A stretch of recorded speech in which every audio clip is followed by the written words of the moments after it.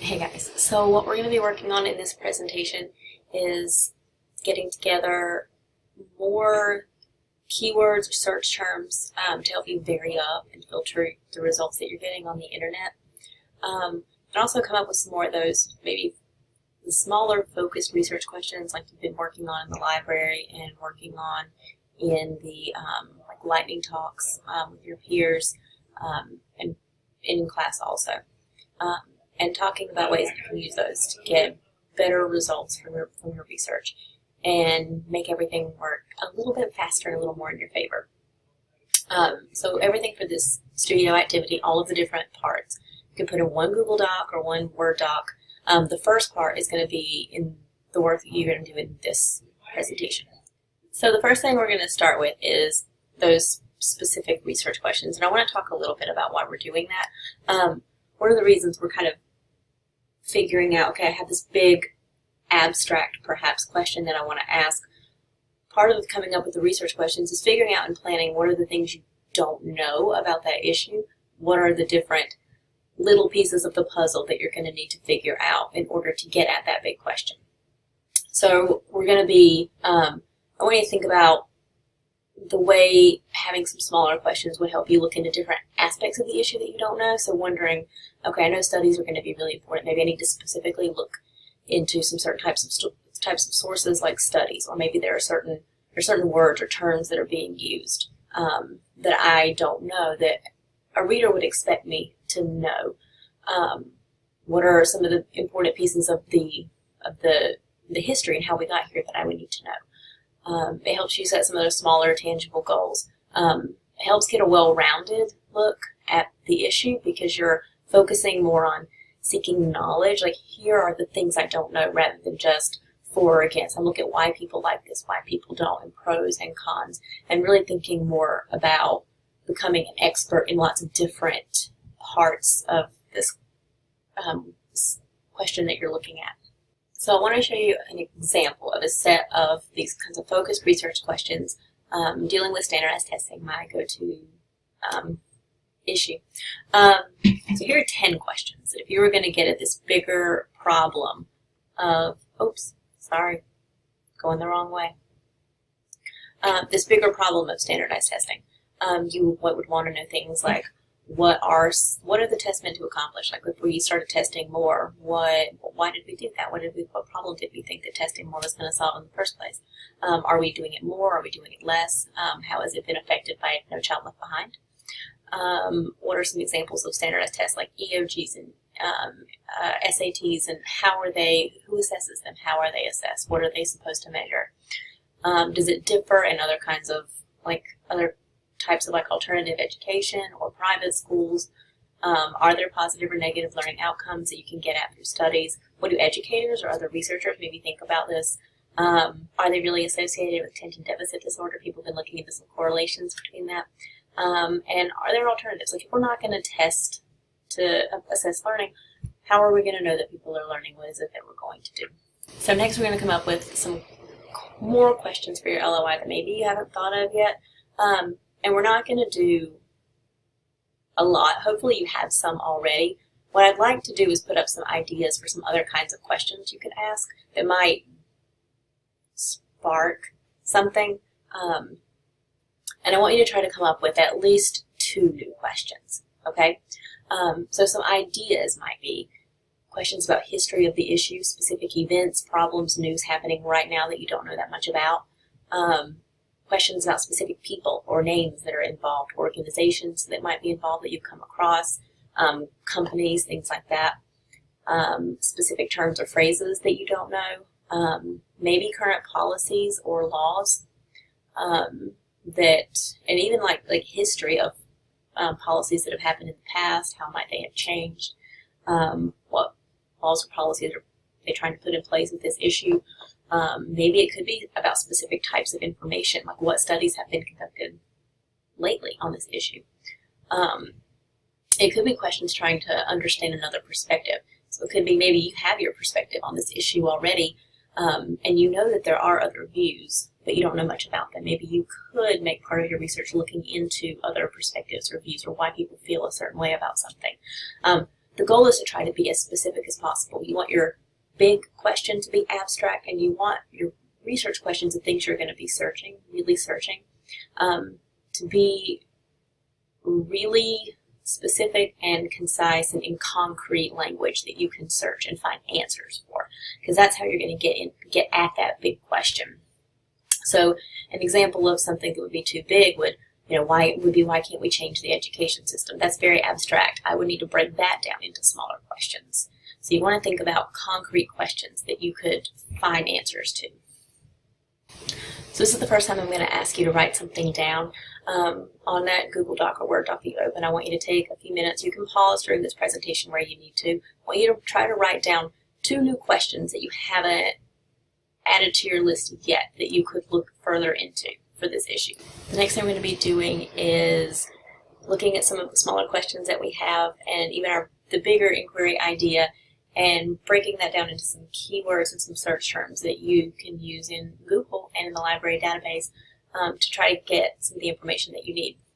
So at the bottom of this list, or the bottom of this slide, what I have are, I'm going to get my face off of this screen.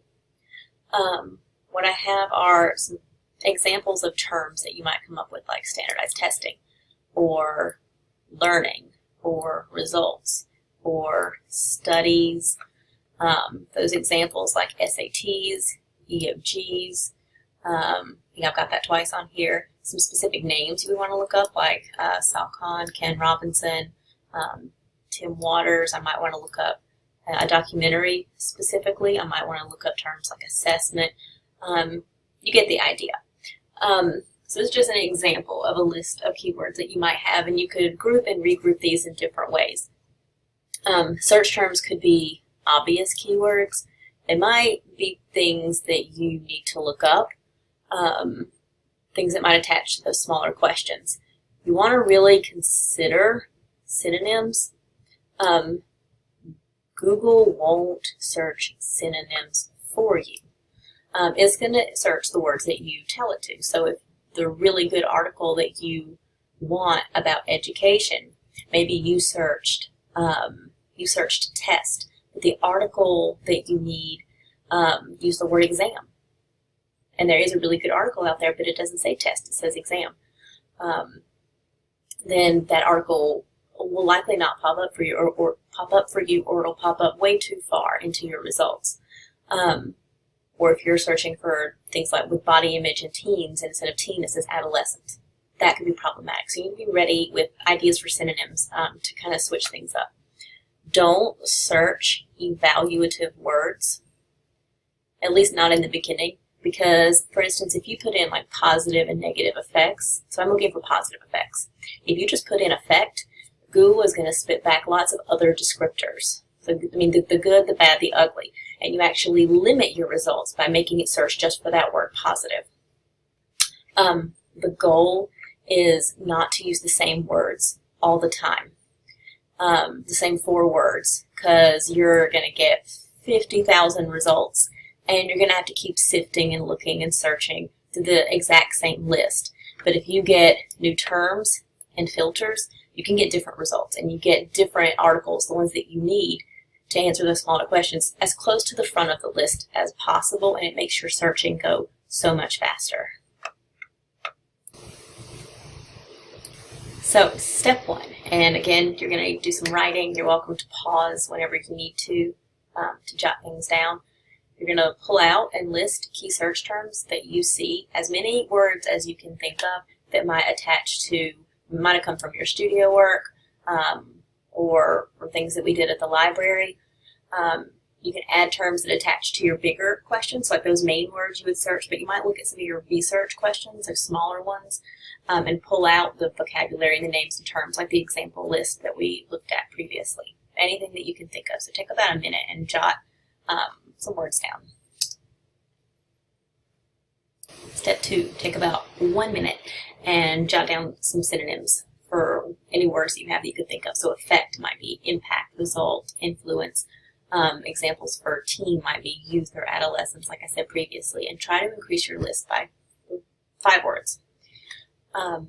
Step 3 is to really think about some of those specific terms or names that you might need to search. There might be a great article about standardized testing, but it doesn't really talk about standardized testing in general. It's just about the SATs. You might not find or get that that article unless you've searched for SATs.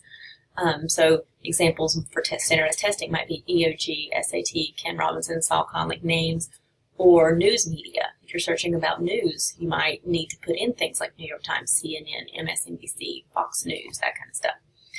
And try to increase your list by 3 words, at least. You could possibly do a lot more. Step 4 is to get some more general and think about some of those big umbrella terms you might not have included yet. Like for global warming, you might need weather or environment or pollution.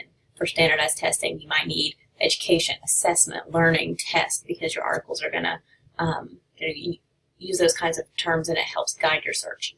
And try to include maybe 3 more that you haven't thought of. Okay, so step 5, bear with me. What we're going to be doing on this slide is looking at the words that you have already, and you should have quite a few at this point, and figuring out ways to group those words and create search sentences looking for relationships between those words. So you can put those into your Google search to maybe get some different or better results and vary things up, and not just search the same words all the time, same 4 words, the same keywords, but to be switching things up and create that habit of mind of playing with and manipulating and filtering what you're searching so that you can get different kinds of results, and you can get at those smaller questions that you're asking to get some answers for those. This is a student example. So she has pharmaceutical regulation laws, FDA medicine regulation. This was a while ago. Bernie Sanders and healthcare. Companies like Johnson & Johnson with prescription drugs. She searched Hillary Clinton healthcare plan. Again, this was a while ago. She searched FDA pharmaceutical law. She even searched big pharma scandals, politicians and health insurance. So you can tell these are all part of her bigger inquiry idea, her bigger issue. You can see how these things connect together. But when she searches each of these, she's going to find very different things. And it's important to do that. So I want you to take just a minute, well, not just a minute, but a couple of minutes, and write 5 search sentences, which are these groups of 2 to 4 words like she has. They're going to focus on some different questions that you listed as some different kinds of information that you need. Okay, the next part of this is going to be looking just for some search tips, and throughout this I'll have you possibly prompt you to look at the list that you have of those search sentences or terms that you've listed, and maybe revise your list a little bit before you use it in the next activity. So tip number 1 is back to what I already said: avoid evaluative terms like good, bad, right, wrong, effective, ineffective, positive, negative. Take them off of your list. Take a second to remove them if you have them on your list right now. Adding source types. Maybe you really need a documentary or a study or an article. You can include that word with your search terms, and it'll really help spit back some things and filter what you get, and it'll look for that. Or add a specific type of domain, like a .org. You can also put a kind of minus sign in front of anything that you would like to remove from your search. So maybe you're tired of seeing those .com sites, or you're getting a lot of content farms, or you're seeing a lot of documentaries. That's not what you need, or you're trying to stay away from blogs. You can put a minus in front of that sign in your search, and Google will filter as much as it can those things out of the list so that you're not having to filter and look through that stuff anymore. You want to put quotation marks around exact phrases that you need to search verbatim. So if I were wanting to search standardized testing as a phrase together verbatim, I would need to put quotation marks around it. If I were looking for a specific name, like Ken Robinson, it will search for Ken and Robinson separately unless I put quotation marks around Ken Robinson.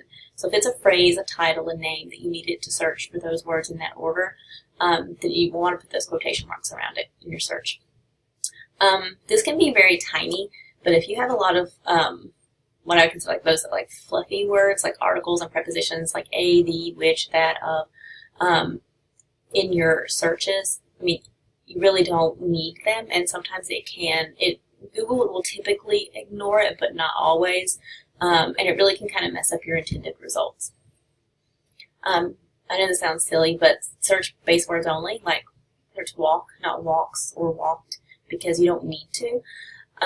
It's just not necessary. It's going to limit what you find, because if you search walks, it's going to search for that word with the S on it.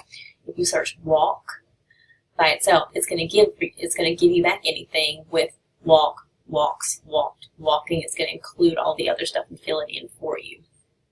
So edit your list if you have any of those. If you order your search sentences from general to specific, like if you look at this example that I have over here, like if you have social media team, you can search social first, then media. It's going to start filling in all of these ideas that you might not have thought of yet for what to search, like teenage mental health. See, I put in the base word, and it added in AGE at the end, or it adds in the S. So it adds those things in for you. You can search, and then it'll prompt you for facts, depression, statistics, things you might not have thought of yet. Anxiety, there's a big one. So that could also be.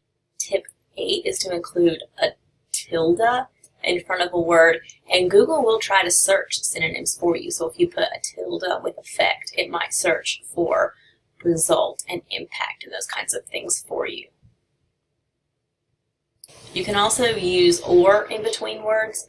So like if you want to get results and you have other synonyms like outcome and you want it to search for one or the other, you can put both of those words in with or with the / line in between, and it will search for like standardized testing result, standardized testing outcome. And it won't search them together, but it'll look for anything that has one or the other. Last one, bear with me. You can find related sites, and this is really helpful for people that are trying to find like different kinds of news sources or different kinds of domains that have videos. So like if you search related, and then you put in the website, related : and then you put in the website like YouTube or New York Times or Wikipedia even. It will search sites that are similar to that, and that can also be helpful and a fun trick to try. Okay, step 7, we're at the end. So you've got some keywords together, some word groups to search that you've hopefully edited a little bit. I'd like for you to add one more. The next activity asks for you to search 6 sets of groups, of word groups, like the student example that we looked at on a previous slide. So what I'd like you to do is take a minute and jot down one more word group. So you should have 5 already. I'd like for you to add one to it that tries out a new tip from the previous list. Okay? Then you're going to take those 6 search sentences or word groups into your next activity.